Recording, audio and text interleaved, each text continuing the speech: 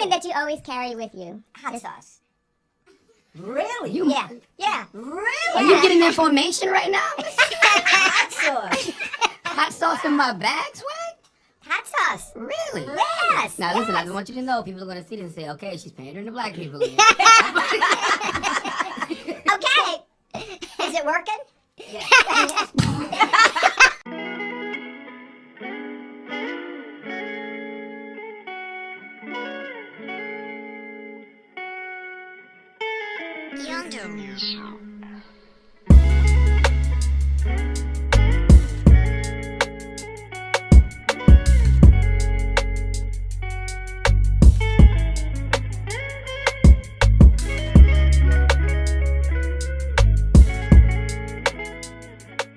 What's going on, y'all? It's your guy 5100 CJ, also known as Chase Johnson, back at you with another video.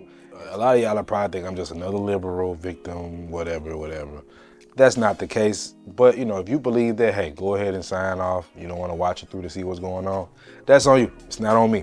However, I'm gonna talk about what I gotta talk about. So let's talk about how I became a Democrat, or how I was basically born into it. If you know, you know. So I basically was born into being a Democrat because everybody around me was basically a Democrat. And if they didn't say they were Democrat, you kind of assumed it because nobody ever talked about anything positive when it came to a Republican candidate, pundit, anything of that nature. Also, I remember a pivotal point in my life when a woman I had love for in my family was dating a man that she found out was a Republican. She made it her mission to tell everybody that she was a Republican. Now, she kept dating him, so I guess it wasn't the worst thing in the world, but she made it a point to let everybody know that this guy was a Republican, and it was a negative connotation attached to it. So that was a red flag for me. But I didn't really care because at this time I was 16, maybe. This was when Obama was in office, which brings me to my other point. When Barack Obama became president, I looked at that as, was he president? Yeah, I think he was. Yeah, he was president.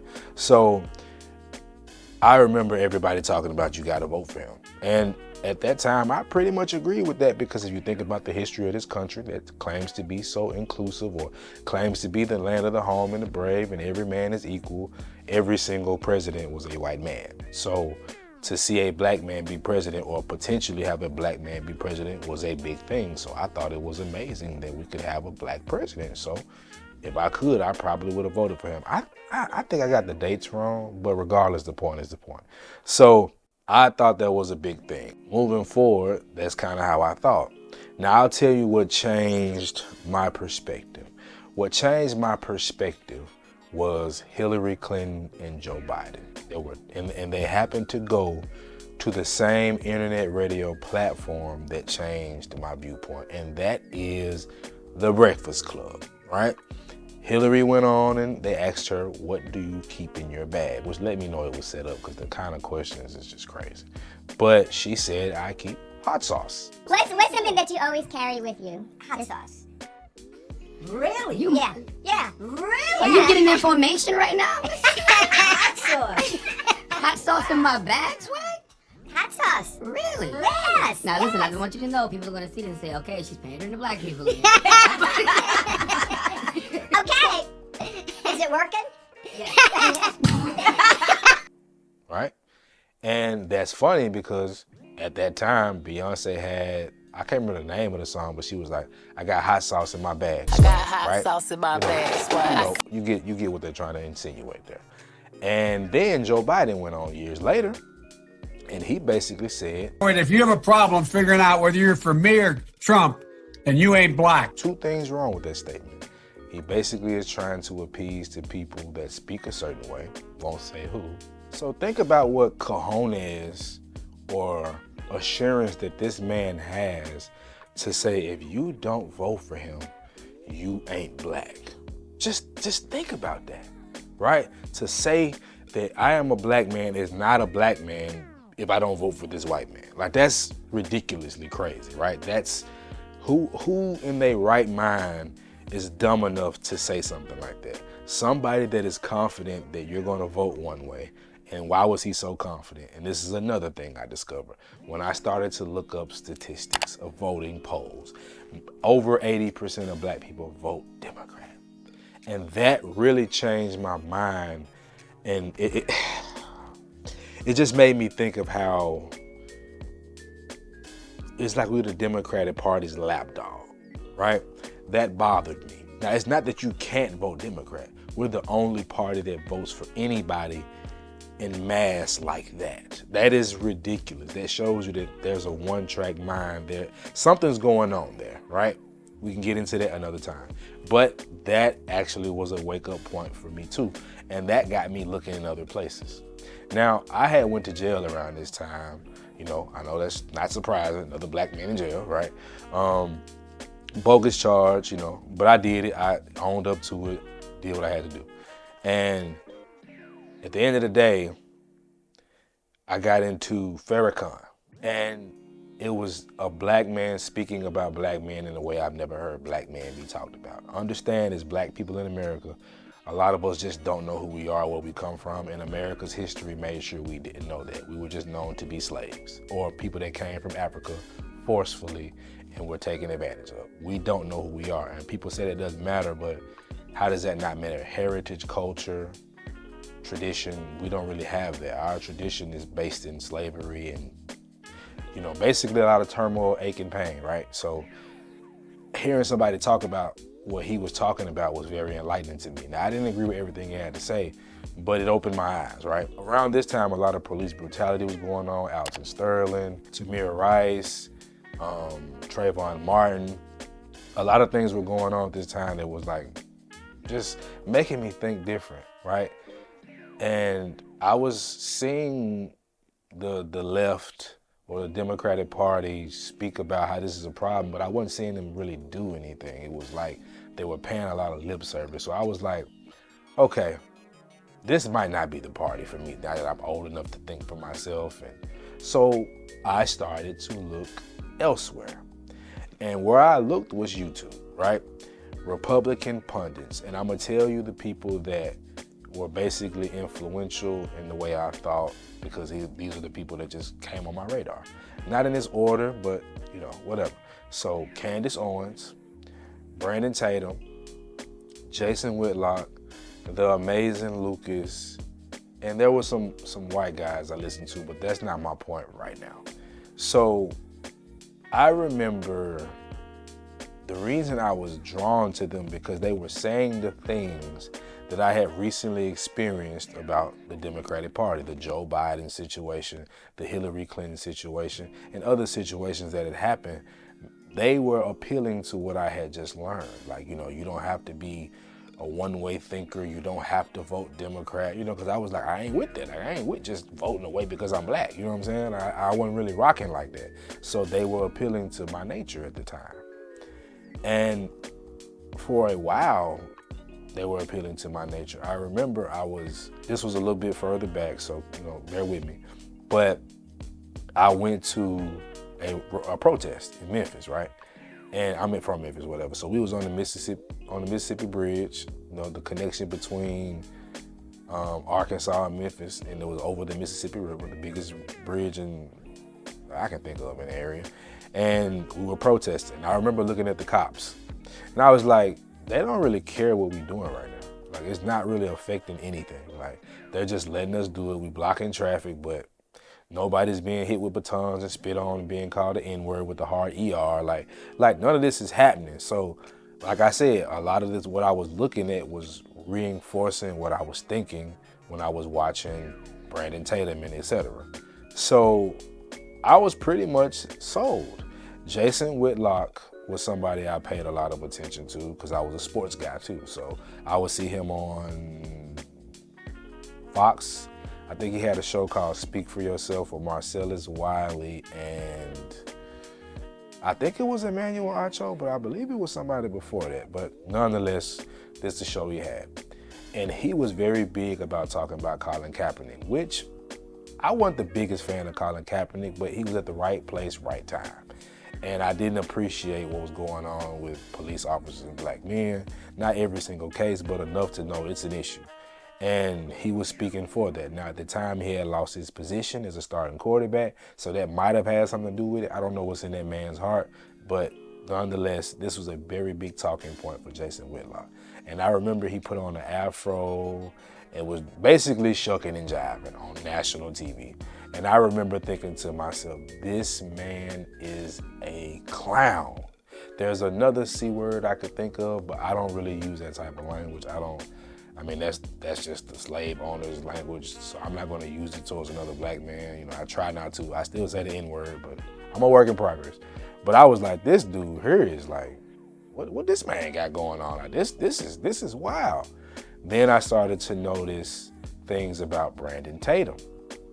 And Brandon Tatum was saying things like the melanated people. This is more recent, so everything ain't all in chronological order, right? But he was very dismissive and disrespectful when he talked about ignorant black people. Like, I think people are just mentally ill that are pushing the racist thing. The myth of racism in America is a complete lie. Do you know the kid that's yelling, "Get back to the projects," is paying to watch a game essentially where the kids that he's talking about are on full scholarship? Faggots! You guys are all faggots! Go back to the projects, faggots! Go back to the projects! Faggots! Go back to the projects! Let's go! Going back to the kid yelling at the black kids. He sound like a white guy. He was off camera, but he sound white, and then he was yelling at these black kids. He yelling at a person that got more privilege than he do. Nonsense. right? And I thought that was crazy. Another thing Jason Whitlock did, he was talking to Vody Bakum, a pastor that I kind of have some respect for, before I saw this clip. And I'm gonna show you this right quick. Abortion is worse than slavery. And I say that because we have this mentality that's an easy one. The founding fathers were the worst people in the world, and oh my God, they had slavery. And I'm like, well, hold on, man. We got abortion basically on demand. And we got people out in the streets having convulsions. I can't kill my baby whenever I want to. And I'm like, man, I can't wait for God to make a ruling on this. They're like, no, I think this abortion thing's worse than slavery. Am I wrong for thinking that? You know, my ancestors were slaves, but I'm here. If my mother had an abortion, I wouldn't be. So yeah, you get no argument from me. Now, this man said out of his mouth that abortion is worse than slavery. Slavery involved deletion, rape, tearing apart families, torturing, removing of name. Like, anything you can think of bad happening to a group of people happened during slavery, including forced abortion.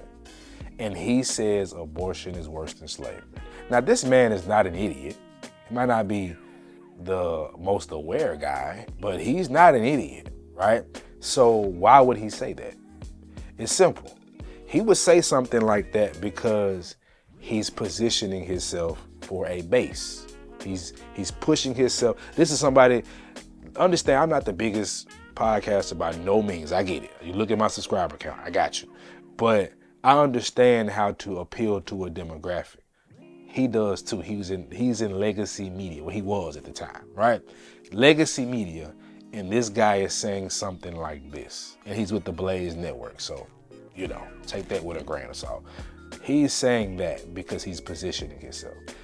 Brandon Tatum is saying stuff like that, like the melanated people are stupid, because he's positioning himself, right? With over, I think he has maybe 5 million subscribers, right? At least on YouTube, right? Who you think most of those followers are? If you just go look in the comment section, you'll see it. And Candace Owens, a pivotal point for me, and she talked about a lot of stuff I agree with. We need more families and homes together, black men and black women being married. I agree with all of that. But where she lost me is when she talked about George Floyd. When she did that clip that she put out, basically saying everything about this man's past and the horrible nature of what he did, even though we claim to be the country of forgiveness and second chance. Obviously, it doesn't count when you're a black man. But I understood the point. You know, it was a fair point about him being a problem, but the fact of the matter is this man was killed. A knee on his neck while he begged him to get off of him. And the man had no care or any kind of a heart for the man. He was an idiot, right? That's my problem. When you make a statement like that, who are you positioning yourself for? The white demographic. And she's married to a white man on top of that. So not to say that's a problem, but just pay attention to the tea leaves. It's all there, right? So these, you know, I could go in detail with more people, but this is my point. The narrative of black on black crime whenever we talk about police officers who are held to a higher standard because we pay them their salaries, it's just a deflection. It's almost like the Democratic Party deflecting a question you ask them by telling them you're not black if you don't vote for them. It's in the same vein.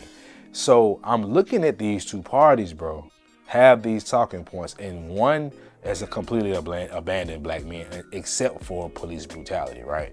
They basically abandoned that, and Stacey Abrams and Kamala Harris and, you know, people of that ilk have dismissed black men for the longest. And when they actually tried to make an appeal to it, they had get your booty to the polls, and they were talking about legalizing marijuana. That is how they view us. Get your booty to the poll was an ad ran where women were twerking in a strip club talking about why you're not voting.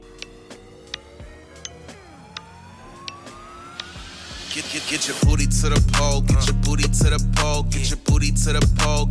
And also they did an ad with Saucy Santana and Trina, rappers and other things. And they said no voting, no vucking. So basically you're not gonna get any poom poom or, no, you never mind. Voting season, bruh. Now voting, no loving. Now voting, no touching. Now voting, no nothing. Now voting, no fucking, no voting, no fucking. And you're not gonna get any of that because you don't vote, right? So that's how they want to appeal to the masses of black men specifically, but black people in general. This is them. And then the Republican Party just says, you all have a problem. You're not taking care of your children. You're not doing X, Y, and Z, not looking at any nuance, don't care anything about that. And you're being victims. So why am I making this video? It's simple. You can look at the left and you can look at the right. But like Dick Gregory said, they are two wings on the same bird. They all have agendas. They all work together. This is a game. So I'm not saying you can't vote for either one. I'm saying every 4 years when it comes to presidency, don't just vote for a candidate because they're on the side that you think you have the most in common with. Because I'm conservative, and I sure as hell would not have voted for Senator McCain. I sure as hell wouldn't have voted for John Kerry or Ted Cruz. Well, Ted Cruz, all right. But I'm just saying, I just wouldn't. They don't. So I would vote independent. If Robert Kennedy had stayed on his own ballot, I probably would have voted for him. But things happen, it is what it is. I would say I definitely would have voted for Trump over Kamala, but I didn't do either one. You know, shame on me, whatever. But I'm still learning, and I don't just give my vote away for nothing. I hold it before I just give it to somebody. That's just me until I get a better understanding. So I would tell you to think for yourself. Don't take what I'm saying as word. Go look up some of these things I brought up. Go think about things from your own lens and what you've been through and what your reality is. Maybe you can make a difference if you do that. That's all I'm saying. So no, but I will be honest, as a black man, I could not be a Republican, and I use that line to catch it, but the truth is I'm neither one. But I cannot be a Republican when you have people that are shucking and jiving and pretending like black history did not happen in this country. You just cannot do it. You cannot tell me that we're just a problem. Like, think about what some of these people are saying. These are white people too, right? Think about this. When we bring up slavery, Jim Crow, civil rights, all of that, one of the main things that they will say is that it didn't happen to you, and we're just committing all these crimes and we're just a messed up people. So slavery had nothing to do with that, fine. So what are you saying is wrong with black people? Are you trying to say we're born this way? Darwin? Yeah. So just think, bro. That's all I'm telling you to do. Think for yourself. And look up Darwin's theory. Look what he has to say about race. Anyway, so I'm gonna go ahead and wrap this thing up. Make sure y'all hit the like button, the subscribe button, hit the notification bell so you get all of my content as soon as it drops. And yeah, I'm gonna go and get up out of here, man. It's your guy 5100 CJ, aka Chase Johnson. You did.